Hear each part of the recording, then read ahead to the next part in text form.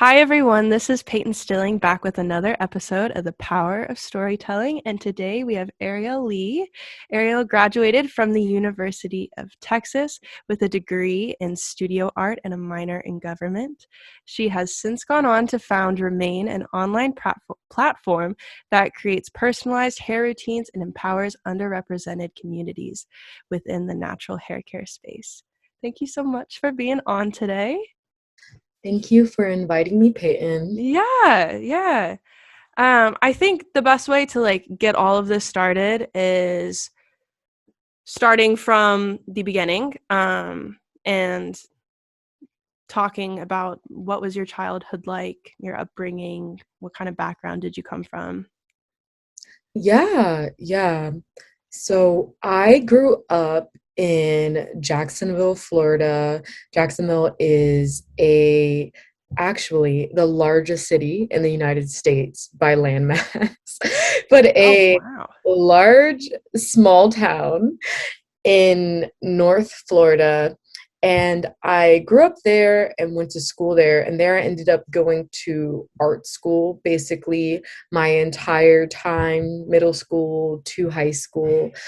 And I had most of my formal just experiences there. And then I ended up moving to Tampa, where I finished out my high school again in a performing arts school. Yeah. I had spent a lot of time in performing arts schools just doing art, doing studio art and drawing and painting and just like learning about the craft. So when I wanted to go to college originally, it was two paths. I came from a background where my parents were very much academics. My mom was a engineer. She'd worked for IBM and NASA and Lockheed Martin. It was very like Oh, math. wow. And my dad, Yeah. he'd gone to medical school, and he also was just very driven in the fact that he had gone to Ivy League school, so he wanted the rest of us to follow his same path. Yeah. And follow him and go to Ivy League school. So I felt like when I was finally getting to the point in which I needed to study for my SATs and was getting oriented towards college, it was just a lot of pressure on what that should look like and also Mhm. what I should do because my parents didn't come from creative backgrounds. Both of them couldn't really imagine what like the creative skills that I'd been cultivating and growing in the past few years would look like in a professional space. So they were like, yeah, so now that you're going to college, it's time for you to choose like a real sort of major. So when I first started looking at college, even though come from a performing arts background, it was either I'm going to go really hard in and go to a really good art school and be an artist, Yeah. or I'm going to go and diverge paths and go into a technical field and be a lawyer or engineer or something like that. What made you being creative? What made you consider or even entertaining the idea of being a lawyer or an engineer? Like, I Yeah. don't know. I feel like that's so extreme. Like me being a creative person, I would have never entertained that idea. And I come from a family that is not creative. Like I'm very much the odd one out. Or not, yeah, in a sense, like they just don't understand it. I feel like maybe it's a similar situation. So how did you decide? I think I was really blessed in that my parents always wanted to cultivate and like help me grow my talents. Like they put me in art camps and, bought me like all the supplies I asked for. And when it came to like auditioning for all of the schools I had to audition for, which during my young adult life was three, was three, they made sure I went to them and Yeah. went to dance classes and sort of got that arts education. But I think as like really technical people, they sort of thought about art not as something that like we would do as like a profession, but something that would inform our perspective on life and kind of be for stress relief and ourselves and for fun. Yeah. sort of a skill that we could cultivate. And I think from a young age, I'd had artistic talent. So my parents had seen it as a skill that they wanted me to continue to cultivate since it had stuck out just, Yeah, yeah, yeah. just so much. So they were like, yeah, she has to continue along this path.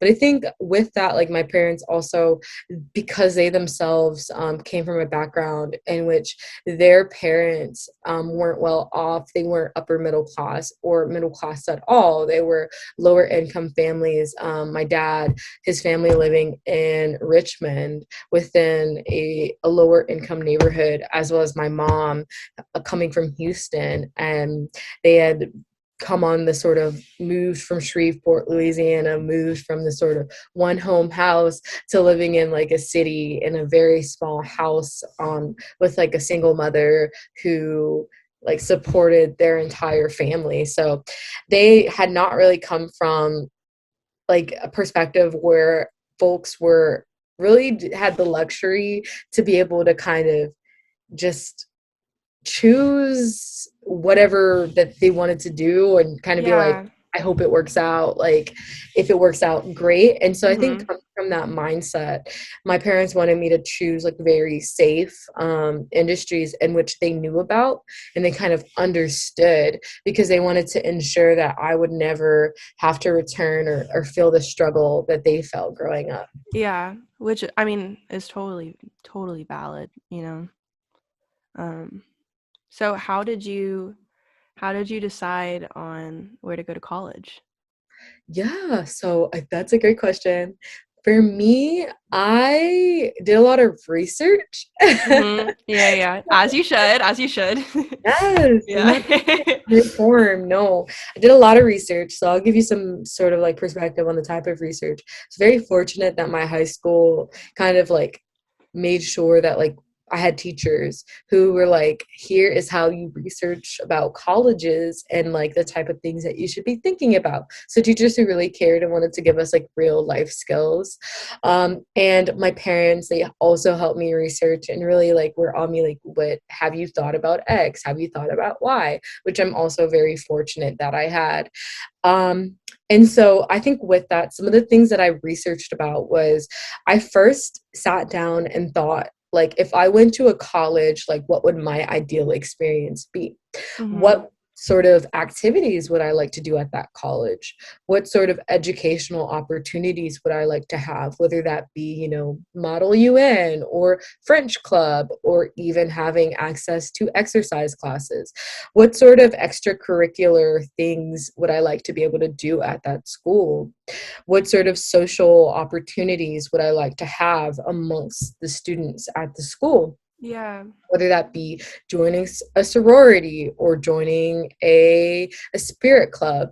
What sort of things would I like to do in the city that I live in? So what Mhm. sort of opportunities or proximity do I need to be close to with the things that I'd like to do in my ideal world? Do I imagine myself walking down the street with a coffee and just being like, yes, this is such a great city, having my New York moment, like Yeah, yeah. what sort of things am I able to experience in that city? Or is it like a sort of smaller town experience where everybody's about the college and everybody's very focused on it? So I thought about all of those sort of elements, as well as just thinking like when I'm in a class, like what sort of experience do I want to have? Do I want to have like very large classes, very small classes? And I thought about that with the school, and I thought about like which schools could provide that. So with that, I made spreadsheets and I made Google Documents. So in my Google Documents, I would like list the name of the school. I would list the school size, like how big was the school? Was it a large school? Was it a medium school? I would also just really list like, class sizes. I would list like Mhm. city facts about the city that the school was based in, notable events that Wait, happened that's there. so great. Yeah. Like, Thank you. yeah, you did your research. You have to, because I think like Yeah. I wanted it to be a logical decision, and I wanted Mhm. them to kind of like to look at it and kind of I gave I do things creatively but also really logically. Like I Yeah.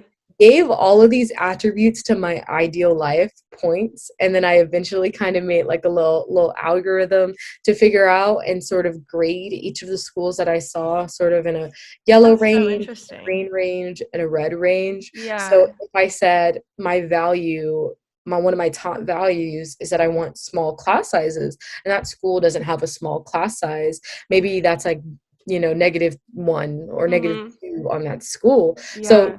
you don't have to look at it that micro, but just making sure that you're looking at these schools based on a set of points or like set of features, but Mhm. features prioritized as they're important to you, because any school could be good for any type of person. You just have to figure out like what sort of things do you value, and will that opportunity give you access to the sort of things that you value and put you in a situation in which you might have access and proximity to things that would be most helpful to you on your growth, because you go to Yeah. school to grow, you go to school to learn, and you go to school to really get you to where you want to go, to the next point in your journey. Yeah.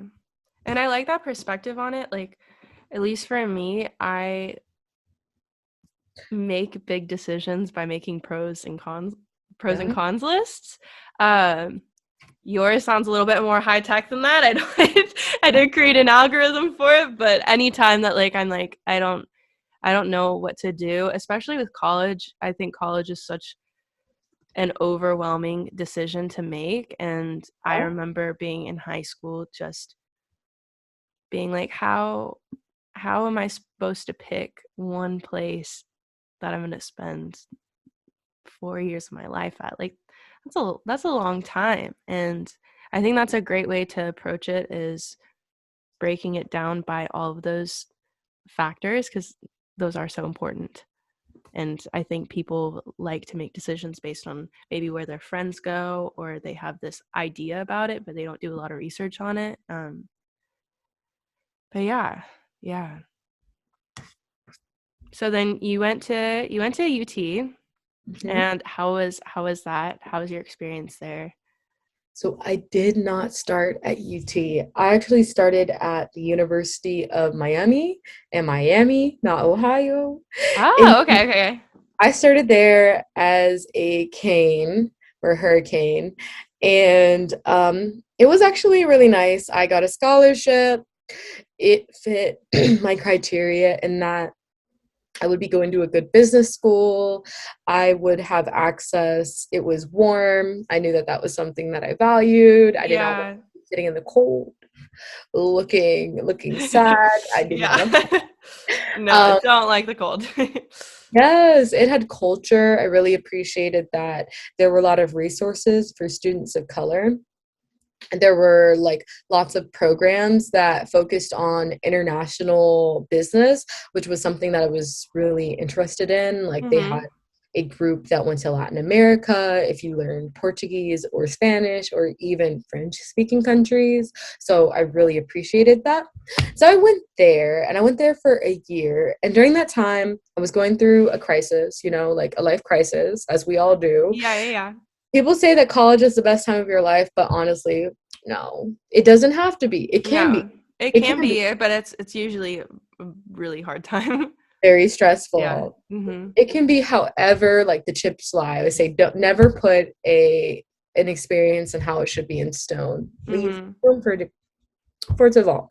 So I was very stressed. I was living my best networker life and climbing the ranks as a business student, getting into the honors law classes. And because at the time I had this image of myself that I was supposed to become a lawyer, and that I was supposed to get really good grades so I could get into the best law school possible and go to law school and Mhm. be great. That was Yeah, the yeah, goal. yeah. And so I did that, and I just was not happy. It was just like not happening. I was talking to my law school teacher, having or not law school teacher, but business law teacher, Uh-huh. having like a life crisis, and he was just like, Ariel, think about like, why do you want to be a lawyer? Think about like why are you a business major? Like, why are you doing this? Like, what are your reasons? And to make money, that is valid. That is a great valid reason. And don't you ever say that it's not. And so Yeah. in that time, like, he also spoke about a few other things. He was like, think about like, what is your risk tolerance? What sort of risks are you willing to take? Are you avoidant of risk? Are you accepting of risk? And sort of, is what you're doing now reflective of your values and reflective of like what you're willing to tolerate and willing to go, rather than what other people are like kind of telling you that you should do. Yeah. And so in this time, like, he was very accepting, very loving, and I was just like, I need to leave this school. I need to get out of here. Yeah. So I realized I needed to leave because I realized that what I was doing was just like not working for me, and I could still go to law school and not be a business major. I was holding on to the law school idea still because I wasn't Yeah. sure what else I would do with my artistic and creative talents and my penchant towards research and love of structure. I was like, I don't know how to combine those two. So Yeah. I decided that I would leave because U Miami's art school was just not good enough for me to be paying $40K to go there. So I got up, Yeah. I did my research, and I decided I'm either going to go to RISD, the Rhode Island School of Design, Uh-huh. or I'm going to go to UT, and we're going to go see how that is, since my aunts and uncles have gone here, and Austin seems like a really cool city, and I've always said it was the only Texas city that I would love to live in. So Yeah. let me pack up and go. So I applied to both. I remember like I would go to the writing center to get like my stuff, just my little essay edited, and I submitted everything, and miraculously, I got into UC. And because I had already gotten into the Rhode Island School of Design before, and I Uh-huh. accepted them, they had waitlisted me because they were like, we want you to write an essay to tell us why you'll go this time and not reject us. And I was like, you know what? That's the universe telling me, no, I'm not going to go to the Yeah, Rhode yeah, Island yeah. School of Design. I'm going to go to UT. Gotta go with your So intuition. exactly. So Yeah. I went, and it was the best decision I could have made. I packed Oh. up, I moved myself to Texas. And I think one point I have here is never be afraid to pivot and change. Like, don't fall into the sunk cost fallacy. Just because you spent time on a direction, it's never too late to pull out, decide that that's not for you, and Mm-hmm. something that resonates more closely to what you feel like is better for you. A lot of people were like telling me, oh, like, you shouldn't transfer because you've already started here. It's going to be so hard to like make new friends. It's going to be so difficult to like, re-network. But I was like, you know what? This experience is not for me. Just because I started here does not mean I need to end here. And moving to Texas or UT, I had so much more opportunity. While I wasn't a business school student, I still did a whole lot of business things. Mm-hmm. I Yeah. was able to enjoy myself, have an incredible art school that taught me so much about process, with how to build product, how to build things. I got to experiment with so many ideas, experiment with classes, have access to so many incredible professors and programs that I didn't have access to, have access to so many cool events. Like in Miami, I had Art Basel, but at like UT, there was South by Southwest, there was ACL, there were so many amazing like things that I didn't have access to, just geographically, that coming to UT gave me access to. And also just like the student resources that I had access to were unparalleled and really allowed me to grow, blossom, and become who I am today. Yeah. Is Yeah. how I support. So I read that you met your business partner who you started Remain with your like junior year of college. Is that right? Yes, that is correct. How did that come about? I Yeah. don't know. Like being a junior in college, like I guess if you're as like a high schooler, that seems like really old, but it's that's super young. Like how did Yeah. that get started? So I ended up meeting her in one of the experimental classes that UT was running, because UT is really just pushing entrepreneurship in now and trying to really develop students, whether that be like you're a musician, like you need to learn entrepreneurial skills to really promote yourself, or even you're an independent artist, or even you're a business Yeah. major and you want to, start your own venture, how do we teach students entrepreneurial skills? So it was a part of the entrepreneurial minor at UT. And the class was focused on teaching students of color, specifically product management skills. And the question was, can you build a product in a semester and launch it in the next semester? And it taught us all these cool product management skills. And in the first semester, we were paired up. And I ended up meeting her in that class. And I pitched this crazy idea about how I wanted to be the Blue Apron of hair care and to send people hairdos and boxes. And I was like, this is an idea that I'm passionate about because I had just struggled with my hair so much in college. I really wanted to make it so that like other women of color didn't have to struggle like how I did with my hair when I first began, and really like that process could be more simplified, because I'm sure you felt it when your hair looks a mess. It's really hard to show up as your best and really like come forth. And curly hair is notoriously difficult, especially kinky curly hair or hair that shrinks up. Like your hair is actually this long, but like I don't be shrinking to this much. And you're just like, how do I make my hair look how I would like for it to look? And so I really wanted to help solve that problem for folks. And so my co-founder, she really got behind me and got excited about that issue too, because she was also a woman of color who had really just dealt with the issue. And so we worked on it in the class, and we ended up just finding out that we worked really, really well together. Like we had complementary skills and had like a similar focus or drive. And so we just continued working together. And throughout the class, as we built our relationship, we realized that it wasn't necessarily about the idea that we had, but it was more about the relationship that and the chemistry and sort of the dynamic that we had between us, as well as the trust. And no matter what pivots we needed to make, as long as we worked together well, we could do anything. Yeah, I think that's amazing.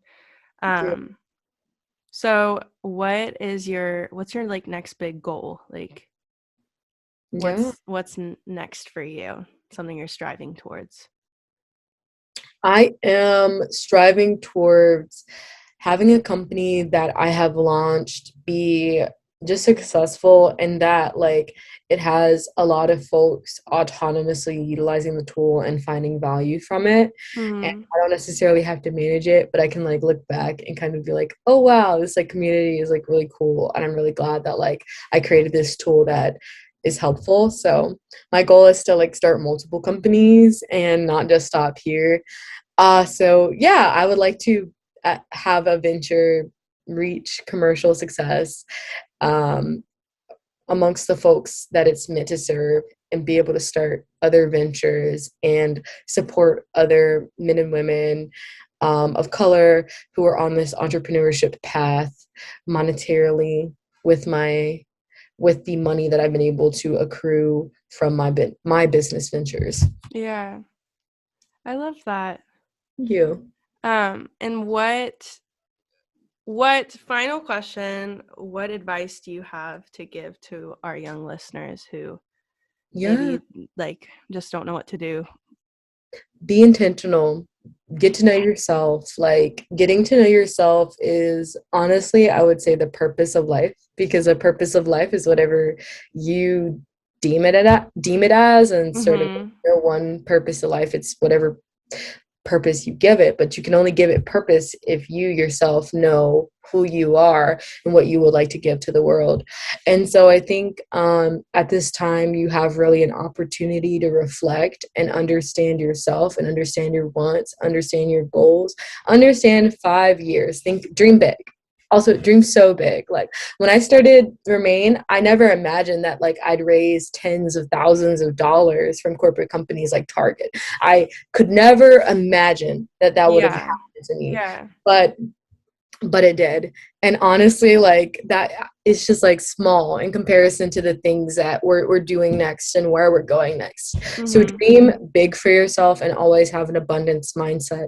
Think to yourself, what do I want to be doing in 5 years? And what is he, she, or they? What do they do? What do they do? What does it look like? What does it feel like? What does it taste like? It's super specific. And think about, like, what does that person need to grow? What do they need to grow? Like, do they need Yeah. to go to college? If they need to go to college, what programs do they need to be in so that they can meet the person?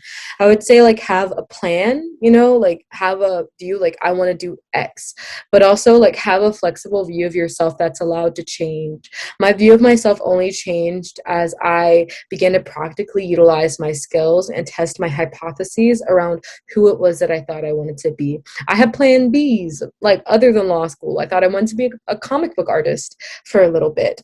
I Yeah. found I enjoyed doing comic book work, but I was like, no way am I going to have them crack a whip at me for deadlines, because I talked to comic book artists and I understood your youth is your golden ticket. Utilize your youth to talk to grown folk in any Yeah. industry and be like, hi, grown folk, like, please tell me about your all-powerful knowingness, because they will gladly sit down and be like, back when I was younger, tell you and give you Uh-huh. keys. I was told when I was younger, sometimes you have to be the other people, meaning you have to be the person, like, you have to go through experiences, but sometimes you can just see the other people. And by opening yourself up to, like, thinking about who you want to be, what they look like, where they're going, and then Mhm. talking to people who are in industries that you're interested in, you're able to sort of live their lives or kind of walk down that path without having to feel like you wasted your time in doing so. And I Yeah. think in doing that, you'll be able to gain a broader perspective and also gain more leads, because you're a detective, detective of you, gain leads on what might be interesting to you. And then you got to go test those hypotheses, whether that be, volunteering in the industries that you're interested in. Figure out how to get your foot in the door and keep knocking on doors until somebody says yes. One thing I would do when I was in college and I was trying to find internships, I thought I wanted to be in the marketing industry, and I thought that was something interesting to me, and I thought I might want to be a graphic designer. So Mhm. I would find all the firms in Austin, and then I would cold email them. I wrote an email. I'd be like, hi, my name is Ariel. This is my portfolio. This is what I would like to do. I would love to work with you. And while a lot of people were like, no, I don't have jobs, there were people who answered me, and it allowed me, like, I remember I got my first internship working with a very small social media marketing company that paid me $500 a month, and that was so great. But I got to test, like, Yeah. my theory that I wanted to be in the space and kind of learn a more nuanced perspective of what I would like to do. I would say, like, you don't have to go to college in order to get that sort of perspective. There are Yeah. also leap year programs specifically aimed towards students, aimed at giving you a sort of structured leap year, structured around you testing hypotheses around what it is that you think that you want to do, so that you Yeah. can have a better idea of the colleges that might be helpful towards you, or the programs that might, and even trade schools that Mhm. might be best for you, because college can make or break your life. It is, unfortunately, in the United States, a lot of debt. And I would also say, like, don't even just consider, like, American schools, consider German schools, consider British schools. Like, I know a girl who, like, moved to Britain. She ain't never came back. I've never Yeah. met her Yeah. anymore. You may enjoy it. You might really like it. So Yeah. expand your mind, and also just be flexible about what that looks like, whether that be you chasing an apprenticeship in something that you want to do, or you joining, like, a leap year program that's meant for high school students, or Mhm. you just going straight from school to college. College can put you in a lot of debt, and college is best used as a tool to help point you towards that goal that you want to go towards, and to give you the resources that you need Yeah. to Yeah. get there, to network. And if you're not really sure who you are, like, what it is that you want to do, perhaps delaying college and spending a little bit more time getting to know yourself and testing out things that you're interested in would be a better path than putting yourself into 70K in debt Yeah. and Yeah. setting yourself back as an adult. Mhm. Mhm. Yeah, I think that's great advice. Yeah. Like, yeah, Thank you. seriously. I think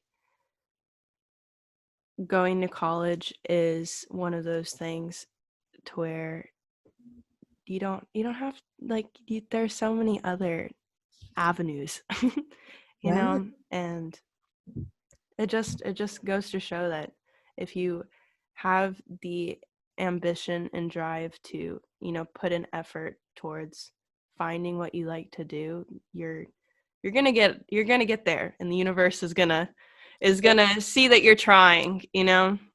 Exactly. And there's so many ways to learn and test things out. Like when I was in high school, one of the things I did was do MOOCs on Coursera and Udemy and try out like different college classes that were Mm-hmm. free.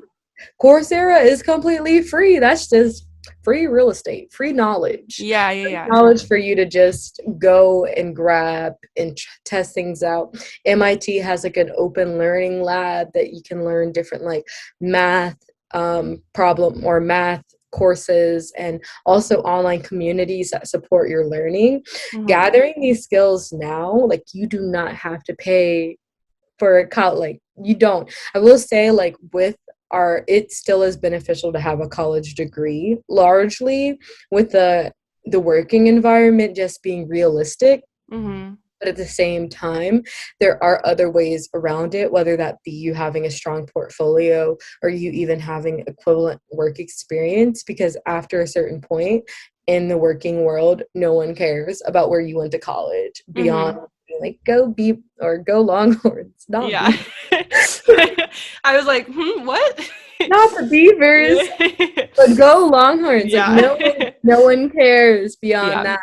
And while yes, certain industries will want that, like you can decide again later on after you have a sort of defined vision of where you want to go. After you're like, oh, I need this degree to do X.